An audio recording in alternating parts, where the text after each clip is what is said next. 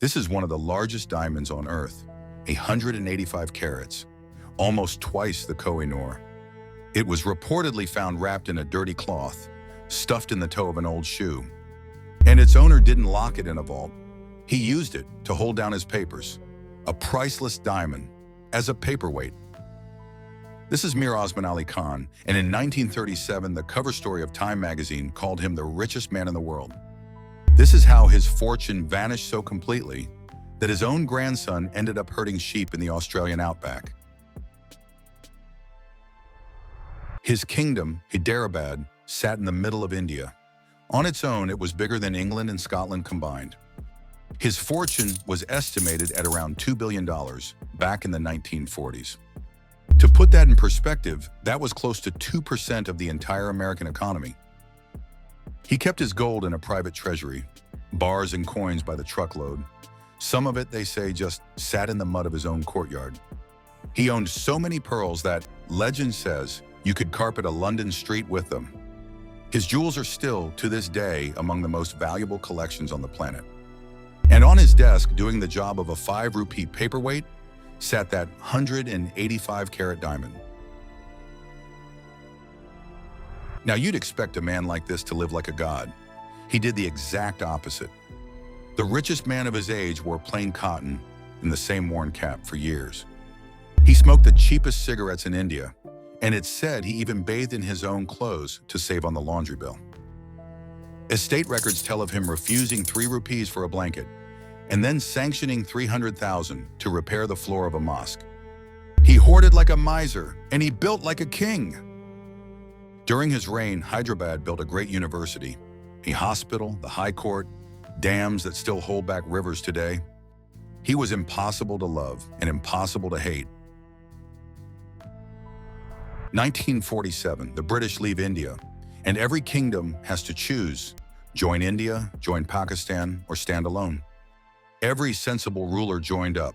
The Nizam looked at a brand new India surrounding him on every side and said, "No, I'll be my own country." A landlocked island in the middle of someone else's nation.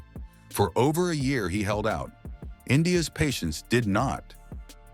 September 1948, India sends in the army. They called it Operation Polo. It lasted 5 days.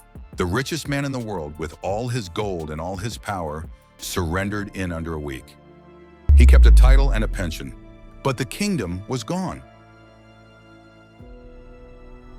He still had the fortune, for now, because the real collapse hadn't even started.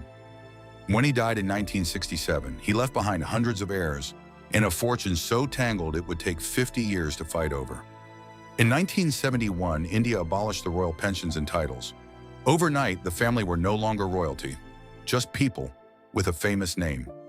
One deposit he'd quietly parked in a London bank in 1948, just over £1 million, was frozen for 71 years. It grew to £35 million and sparked a court battle between India, Pakistan, and his heirs, settled only in 2019. His chosen heir was his grandson, Mukarram Jah, the 8th Nizam. He inherited the name, the palaces, and the chaos. Drowning in lawsuits and hundreds of dependents, he did the only thing that made sense to him. He walked away to a sheep station in the Australian outback, 300,000 acres, where the heir to history's greatest fortune drove his own bulldozer. The palaces decayed, the treasures were sold, seized, or stolen. In 2018, thieves crawled through a vent and stole the Nizam's solid gold lunchbox. Police caught them in Mumbai, eating their meals off it.